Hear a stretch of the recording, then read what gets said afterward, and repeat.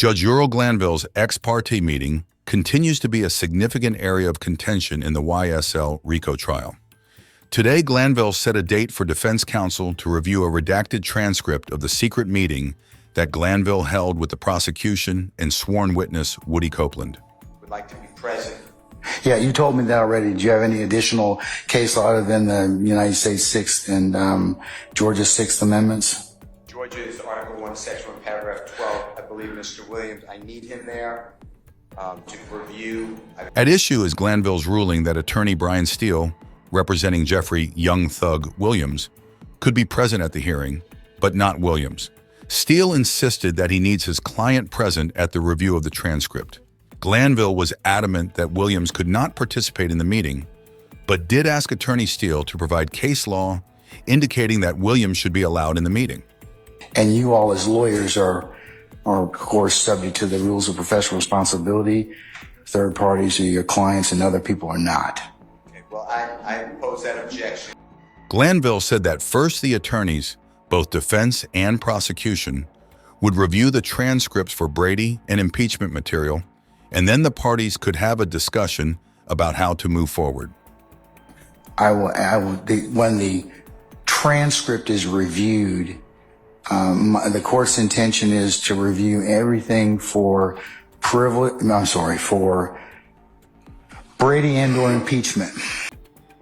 Brady materials are evidence that is favorable to the defense in a criminal trial, which the prosecution is required to disclose to the defense. This requirement stems from the landmark U.S. Supreme Court case, Brady v. Maryland, 1963. Brady materials include exculpatory evidence. This is any evidence that might exonerate the defendant or reduce their culpability, and impeachment evidence. This type of evidence can be used to challenge the credibility of a prosecution witness. Steele insisted that he wants the matter heard in open court so that Young Thug could be present. Glanville again denied, stating because it covers privilege, only Steele can be present on Williams's behalf. However, Glanville did say that after he rules on which parts of the transcript Williams can view and seals the other parts of the transcript, then Steele can take the permissible parts of the transcript to Williams. For me to consider, you can mark, and then we can have a discussion about that.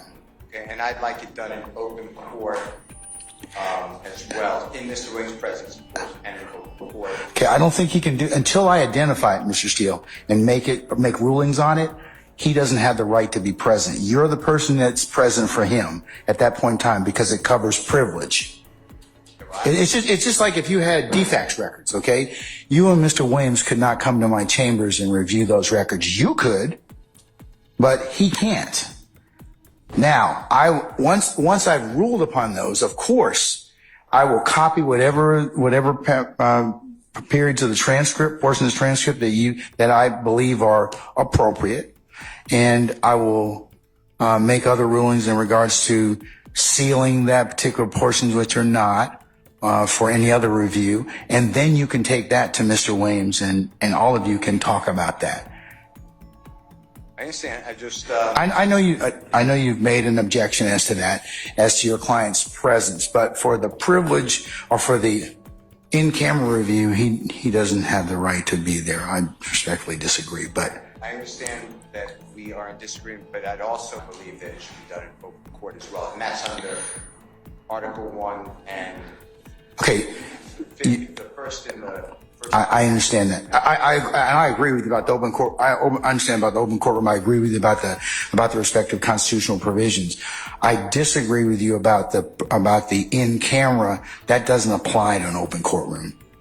The in-camera review of these records. So we'll just, like I said, if you got some case law, you got something for me to consider, I'll certainly look at it. But at this point, that's what my ruling will be in terms of your client's collectively presence. However, like I said, once the court makes those determinations as to which things are to be released to you, and I copy those transcripts for you, those portions or the transcript for you, then your clients will be here and you may take those portions and discuss those with your clients.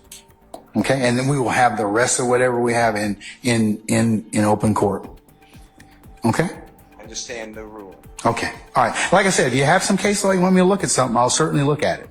because but that's. I believe that under United States and Georgia Constitution and Presley, it's a voir dire issue, but I believe this should all be done in open court, not in a closed courtroom or closed chambers, jury room. You are correct about anything else, but when you're dealing with a matter of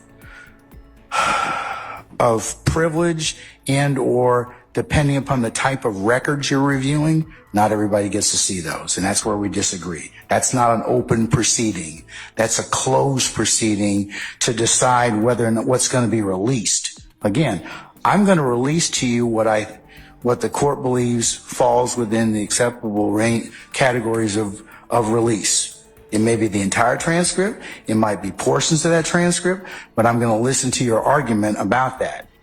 That you don't get an open courtroom for, because that's... Curiously, Judge Glanville said that he would seal the ex parte record because it will have some issues of attorney-client privilege, prompting Steele to note that if the conversation was recorded by the court reporter on a transcript, it cannot be a matter of attorney-client privilege. I'm going to seal the rest of the record. I'm going to seal that particular ex parte because it will have some issues of attorney-client privilege. So that's why, or else I give you the entire transcript. It would be fine for me, but I think that that's the issue. If an attorney-client privilege conversation was captured by the court reporter on a transcript with the court present, it can't be attorney-client privilege. Well, that's for another body to resolve, not me. The exchange terminated with Glanville again advising Steele that if he does not like his rulings, he can ask a higher court to review them later, and Glanville repeating to Steele that if Steele has case law to back up his claim that the transcript review should be in open court, Glanville would be happy to hear it. Continuing, I voiced it, so I think it's preserved, but... I think you've said it now 3 times. I think you've gotten your point across. But again, I'm going to tell you again, if you've got a case which says your clients can be present, I'll be more than happy to listen to you. I really will. Well, my case is every case, but Penn, P-E-N-N-I-E versus State, Sammons, S-A-M-M-O-N-S versus State, Ward, Wade, W-A-D-E versus State, 1852. After Steele rattled off a number of cases and even cited federal and state constitutional protections, Glanville agreed to consider the matter further. The right to be present. I'm raising under federal as well as state constitution. I'm also raising an open courtroom, not a closed courtroom, under the right to public trial. I understand that, sir, and I'll take a look at the cases you've cited, and that is part of what the court has to rule upon, whether or not it was in fact, or whether or not somebody else will rule upon, not me, I should say, whether or not it's a critical stage. But let me get through the review of the in-camera review first, and then we can have some other conversations. Okay? No, I understand how it works. I just object. You're overruling it. I'm just okay. All right. Thank you.